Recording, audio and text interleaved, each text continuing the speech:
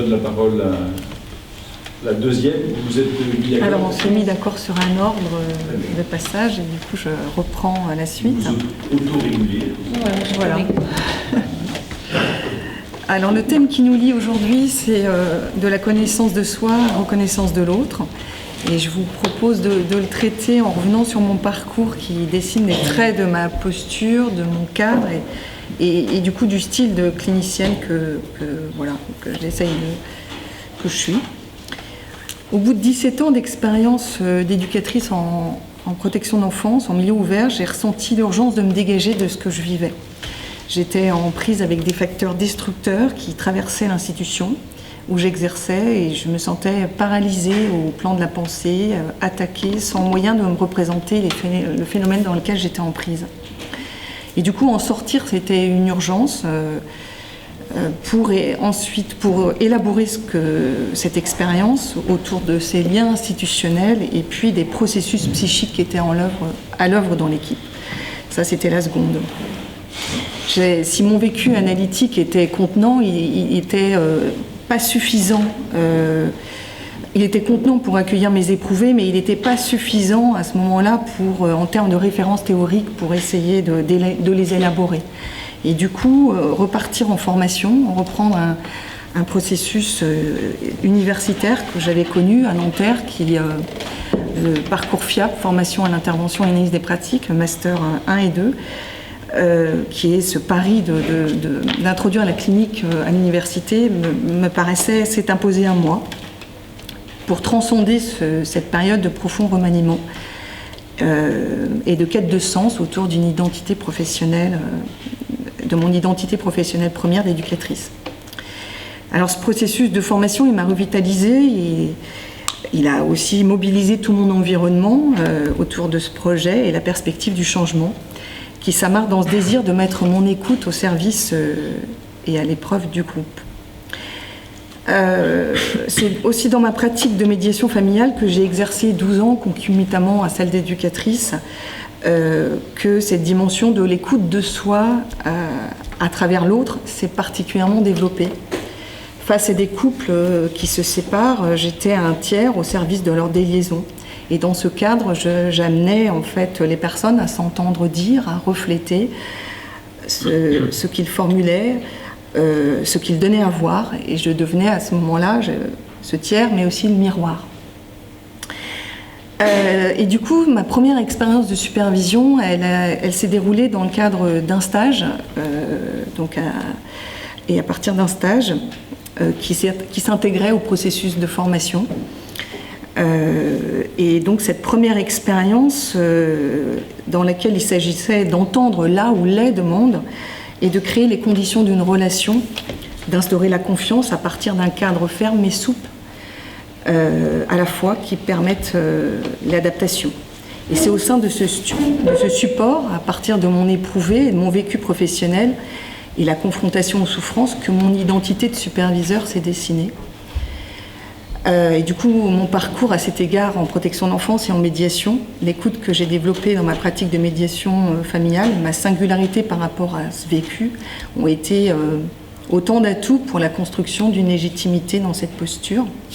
Et depuis, je me suis frayé un chemin qui soutient ce désir d'animer des groupes, de voyager au travers de pratiques différentes, variées, et que je découvre particulièrement sous ce prisme d'analyse des pratiques professionnelles, qui sont dénommées ainsi par les organismes de formation qui m'emploient, mais aussi par les institutions. Et aujourd'hui, auprès de 23 groupes, je continue à développer ma subjectivité en m'imprégnant en me laissant toucher, en restituant ce qui résonne en moi, ce que j'entends, ce que je lis avec des hypothèses qui m'appartiennent, mais que du coup je propose, que j'offre, et je mets mon écoute au service de ce qui se joue dans les groupes. En d'autres mots, je suis tout oui à ce qui se dit, à ce que j'entends, à ce qui se dit. De la connaissance de soi à la reconnaissance de l'autre, c'est ce qu'offre l'espace d'analyse des pratiques. donc pour moi, et la supervision. Dans les deux cas, il s'agit, de mon point de vue, d'un espace pour parler de soi, pour dénouer, pour métaboliser les affects. Un espace pour être à l'écoute de soi à travers l'autre.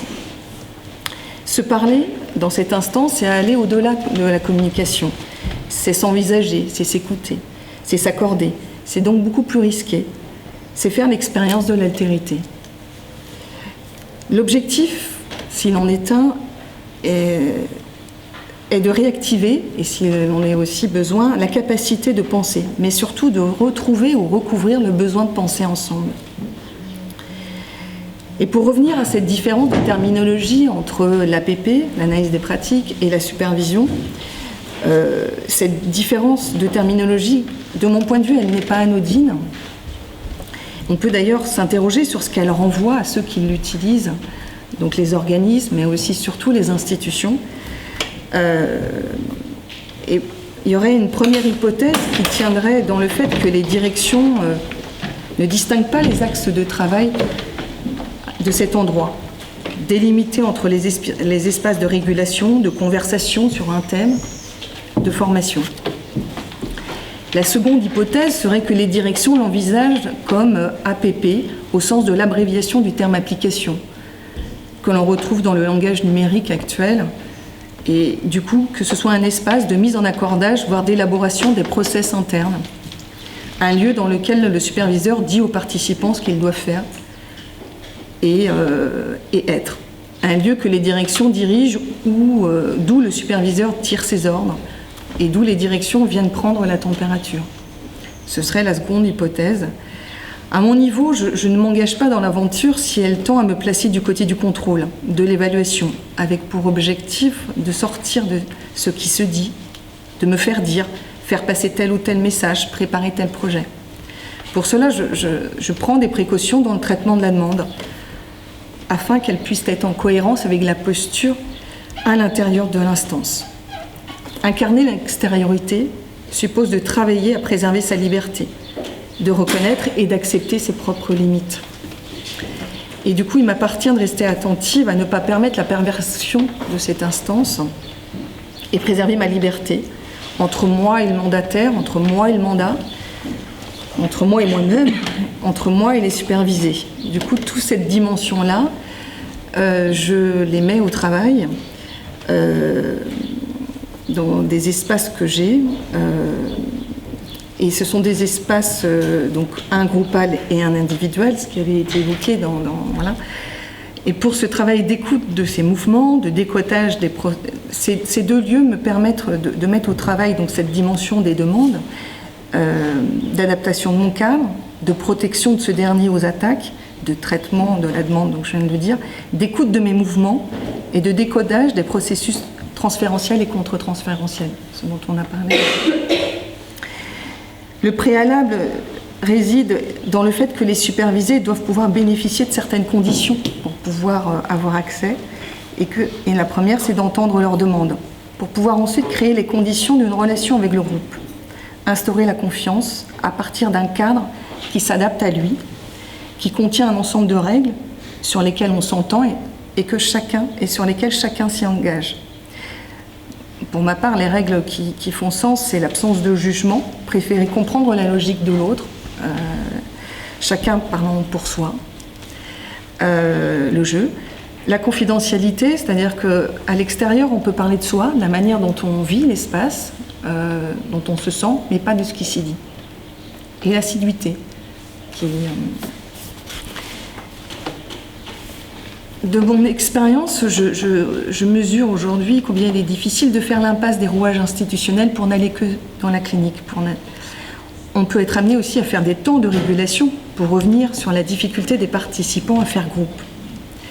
Les phénomènes de déliaison sur les équipes sont aussi à prendre en compte, comme nous le rappelle Pinel quand il évoque l'homologie fonctionnelle, car ils sont le miroir des effets de transfert des patients, qui se rejouent dans les liens entre les professionnels. Après 4 années de pratique en tant que clinicienne, je prends la mesure du processus en marche pour habiter cette posture. Et aujourd'hui, il me semble que ce que je propose, c'est une méthode de développement professionnel en transformant le vécu personnel au travail en expérience de ce milieu. Cette méthode requiert une attitude compréhensive, participe à l'amélioration des relations professionnelles et surtout à la communication dans les équipes. Et pour cela, je construis mon cadre qui se caractérise par des exigences croisées, puisqu'il doit être ferme, souple à la fois, et permettre de soutenir la parole pour contenir les pulsions et poser les limites. Cela suppose de débattre de support en tant que tel, l'absence d'aspect rigide, les conditions à mettre en œuvre au profit de la rencontre, susceptibles d'ouvrir la porte du changement, justifient d'être régulièrement repensés. Dans cet objectif, il convient qu'il ne soit pas trop procédural pour favoriser la facilitation. Il s'agit de concilier le travail d'apprivoisement et de respect du cadre institutionnel, et c'est tout l'enjeu. Voilà.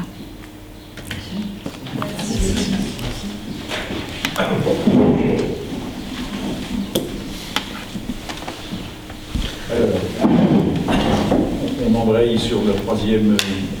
Pas de questions, non ? Bien, on introduit un temps de questions comme vous préférez. Dans mes groupes, je n'ai pas la pratique des lieux de vie. Pratiques dans les 23 groupes, ce sont des pratiques dans le champ médico-social, mais qui s'adressent à des structures variées, du centre éducatif fermé, à des MEX, à des très très variés, groupes de cadres, mais je n'ai pas effectivement cette pratique des lieux de vie.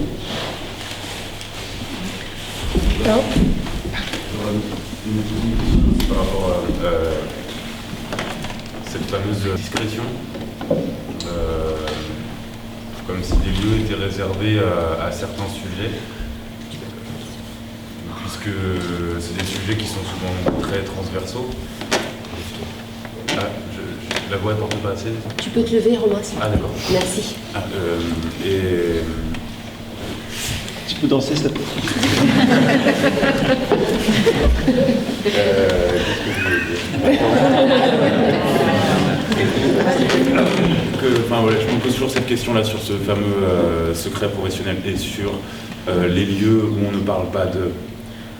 Qu'est-ce qui fait qu'on protège un sujet ou des personnes? On sait que c'est l'événement sensible qui s'y passe dans ce moment-là. Et au bout du compte, moi ça me perturbe toujours de me dire, mais alors est-ce qu'on recrée des tabous puisque ce qui s'y traite, parce que ça avait l'air d'être un point sur lequel on ne reparle pas. Et du coup, alors est-ce qu'on en parle? Et du coup, est-ce qu'on en reparle?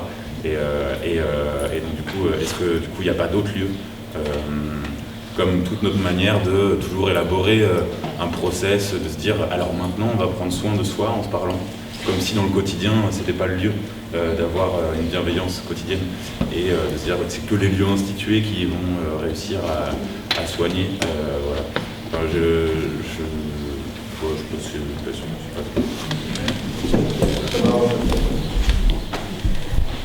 Alors j'entends plusieurs choses d'intervention. J'entends la question de l'étanchéité des lieux aussi, la question de ce qu'on se traite ici, la question aussi de la confidentialité peut-être, et aussi la garantie de ce que je peux proposer. Mais peut-être c'est pas du tout ce vers quoi vous êtes allé. Ce que vous avez voulu dire. Alors, pour répondre en tout cas à l'étanchéité des lieux, parfois dans certains groupes, effectivement, c'est repris ce qui s'est dit à un autre endroit. Pas de la même manière, mais bon, donc ça, voilà. C'est un espace dans lequel on vient mettre au travail, on fait une expérience ensemble avec ce tiers extérieur. Et la confidentialité, quand cette règle elle est transgressée, eh bien ça donne lieu à des temps de régulation, parce que ça revient sous une autre forme, alors après par la parole ou par un agir ou autre. Bon. Voilà. Mais ce que vous posez comme question aussi sur la dimension de l'institué, de l'instituant, ou de l'institution, moi, c'est ma pratique au jour d'aujourd'hui d'être dans une institution. Donc, ça dit quelque chose de la manière dont les personnes travaillent avec un cadre, un contrat, avec les règles de l'institution. Et l'espace, là, que je propose, il vient accueillir ça, mais il est aussi en miroir avec ça. Il s'inscrit, on vient délimiter, dans le tissu institutionnel, on vient découper un espace. Mais voilà.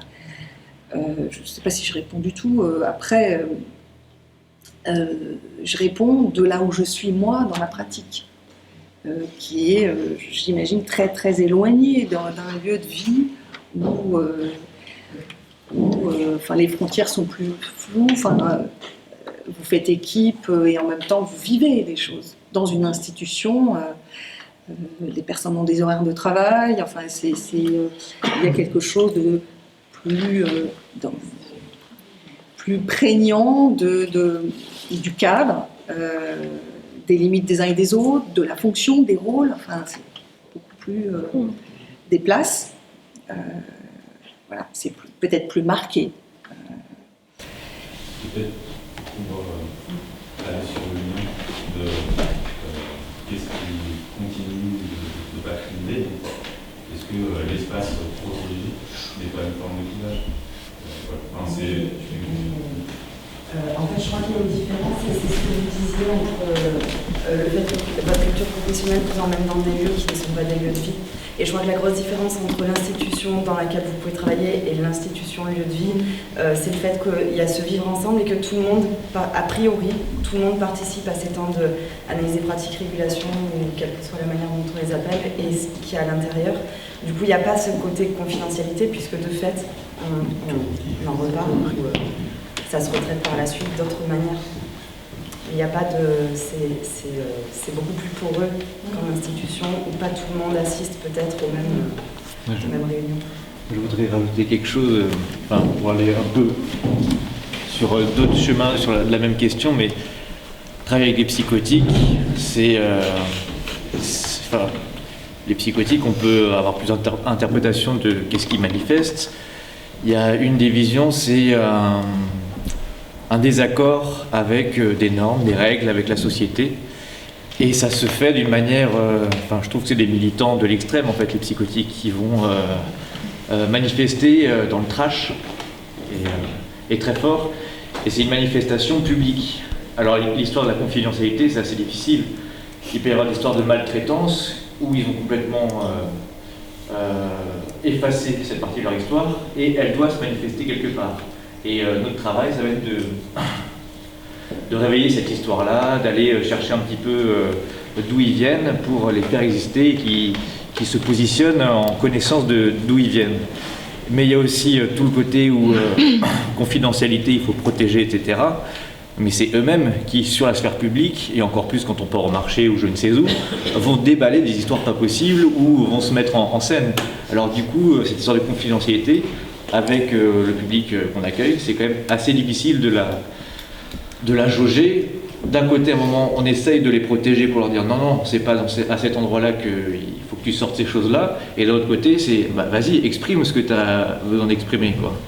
Donc je trouve que cette question de la confidentialité, elle est définie pour tout le monde, toutes les pratiques, toutes les instances. Mais finalement, avec des psychotiques, elle peut pas être aussi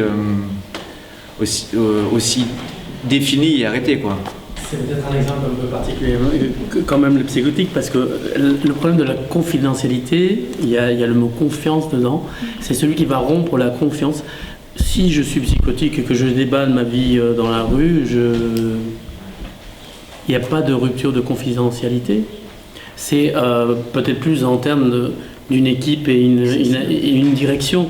C'est-à-dire, est-ce que le superviseur est tenu à un moment donné, est-ce que ça ne va pas transparaître? C'est ça la question qui vous a amené à la confidentialité, en fait. Qu'est-ce qui vous interroge dans une institution? En plus, vous n'avez pas dit confidentialité. Discrétion. Discrétion, oui. Non, vous avez utilisé le mot discrétion d'abord. Essayons de soigner des plaies de société, d'individus, et que cette fameuse question de la confidentialité fait qu'on est garant de situations qui, pour moi, font que si nous avons juste ces lieux de traitement, fait qu'on ne soigne pas au complet. Puisqu'on serait comme la figure du policier ou du politique, avec des questions particulières, et là on participe au clivage de la société, qui est de l'ordre de vous resterez soignant, alors qu'en fait on a tous à en faire quelque chose. Je crois que c'est une proposition clairement politique. Ah oui, mais après la question politique est individuelle, c'est-à-dire qu'effectivement, je peux, en tant que psy, je peux avoir toutes les opinions que je veux politiques, mais ça ne va pas transparaître dans mon travail. Vous voyez, c'est à moi de me saisir à l'extérieur, c'est-à-dire que votre attendu, c'est-à-dire si vous êtes dans une institution et que ce pourquoi on vous paye, c'est des fonctions X, Y ou Z, ça ne vous empêche pas d'avoir des opinions. Il y a l'espace que vous allez avoir en vous de penser, puisque c'est dont parlait ma collègue quand même, c'est de relancer la pensée, ça personne ne peut vous l'enlever. Et combien même vous seriez dans un groupe de supervision et que vous avez envie de poser vos opinions politiques, vous avez le droit. Mais en même temps, le superviseur va vous interroger pourquoi. En fait, quel est le sens que vous donnez dans ce que vous posez avec un groupe? Pourquoi en fait? Mais comme on pourrait l'interroger aussi en thérapie? Pourquoi? Quel est le sens en fait? Vous voyez? Et vous avez utilisé le mot discrétion et après vous êtes venu sur confidentialité. Et c'est pas la même chose, vous voyez? Ce qui se passe dans les instances un peu d'élaboration clinique ou de dynamique de groupe, etc., qu'il y a un endroit où ça se retraite pas derrière. C'est ça que je parle, du fait qu'en fait ça reste dans ce lieu-là, mais en fait il en reste toujours une trace. Moi, la manière dont je le vois, je me dis qu'en fait, ce qui s'élabore là, dans ce lieu-là, effectivement, il va peut-être pas être remis en jeu dans l'élaboration plus tard, mais forcément, en fait, il va cheminer, quoi. Il va cheminer, on va pouvoir en rediscuter différemment, forcément, que ce qui se passe autour d'une table ronde, dans un espace clos, avec quelqu'un d'extérieur, mais après... ça chemine différemment. Après, peut-être qu'on ne le remet pas en jeu comme ça se passe à l'intérieur de ce lieu-là, mais forcément, ça avance et du coup on peut le retraiter, mais on ne le retraite pas non plus avec la même émotion, avec la même intensité, on a un autre recul, tu vois ce que je veux dire? C'est pas un truc où en fait ça existe là-dedans et après ça disparaît, tu vois. Juste pour vous préciser, parce que moi aussi j'ai parlé de confidentialité, ça veut dire qu'on ne refait pas la supervision dehors de la supervision. C'est ça. Vous voyez, c'est ça en fait. Ça. Mais après vous en faites ce que vous voulez. Vous êtes libre en fait, vous êtes un être humain et l'essence même, votre essence même, c'est la liberté. C'est juste que j'ai l'impression qu'on participe à une petite hypocrisie qui serait de dire que depuis Freud, le regard qu'on a posé à l'intérieur, le premier divan, a fait qu'on a exposé ça au monde. Et de fait, on a tous aujourd'hui la possibilité de se dire que l'intérieur, l'extérieur, et voilà, cette porosité, pour moi, il n'y a pas des espaces... Il n'y a pas un espace. Tous les jours, en fait, on est en super. Enfin, si on adopte cette posture-là, si on est conscient, si c'est pour avancer en conscience, je pense que vous participez autant à être supervisé qu'à être superviseur. Mais tout superviseur se supervise. Je fais 12 séances de supervision minimum par an. Ouais. En tant que superviseur, en tant que psychanalyste, en tant que thérapeute, psychothérapeute. Oui, mais bien sûr. Et en espérant que les superviseurs supervisent le fond aussi. Voilà, c'est ça. Mais c'est évident. Il y avait une jeune fille là. Une autre intervention, c'est ça? Oui. Si tu voulais prolonger ta... Non, en fait, c'était juste l'impression qu'on parlait de choses différentes, de la discrétion ou... C'est quoi la confidentialité. La confidentialité des situations qui se vivent dans le quotidien lieu de vie ou la confidentialité du partage émotionnel qui peut se passer en supervision ou en analyse des pratiques. C'est deux choses à différencier. Du coup, tu vois, dans l'exemple que tu donnais de la personne qui va s'étaler, là, est-ce que c'est pas du vécu d'une scène du quotidien? Et moi, ce que j'entends de la confidentialité, c'est du coup dans ce qui se passe au sein d'un autre espace, dans l'équipe. Du coup, c'est plus taire ce qui se passe à l'intérieur. C'est pas une question de taire ce qui se passe à l'intérieur du lieu et rester dans l'entre-soi, dans ce qu'on dit. Il s'agit. Enfin, moi, ça me paraît simplement un respect de la personne et des personnes autour de la table. Oui, c'est-à-dire qu'effectivement, on peut, dans une supervision, surtout une analyse pratique, y déposer des choses et savoir y déposer des choses qui peuvent être très personnelles, qui vont permettre de faire avancer la pensée de chacun, mais en même temps qu'on n'a pas forcément envie qu'ils soient publiés en dehors et dont les personnes n'ont pas à se servir. Donc c'est simplement une question pour moi de respect des personnes et d'une garantie de pouvoir y déposer les choses sans risquer d'être mis à mal après par rapport à ce qui a été déposé. Non. Mais pour la question de confidentialité, je propose qu'on donne la parole à la troisième intervenante et on poursuit là-dessus. Ouais. Je pense que le mot confidentialité, il a été introduit, pensé par Romain, et quand tu donnes cette réponse qui circonscrit ce que l'on reste en confidentialité, c'est les émotions partagées autour de cette supervision. La confidentialité des situations, évidemment que si on travaille confidentiellement, on ne va pas faire avancer les choses, c'est sûr. On peut donner la parole à Carole, tu veux bien? Ou tu avais une dernière chose, si ça prend pas plus d'une minute? C'était juste, peut-être qu'on peut se questionner sur ce sujet-là, à quel point on se sert de ce que nous amène la personne qu'on accompagne dans notre pratique, alors pour l'accompagnement du transfert contre transfert, ok. Mais du coup, cette question de la confidentialité, il y a quelque chose qu'on ferme de l'accès à ce qu'on vit nous, là où nous on se sert quotidiennement dans l'autre. Voilà. Et là-dessus, il y a quelque chose de très inégal et peut-être quelque chose à... Être conscient que l'on sert et que l'on se sert. Ouais, c'est ça. C'est du donner.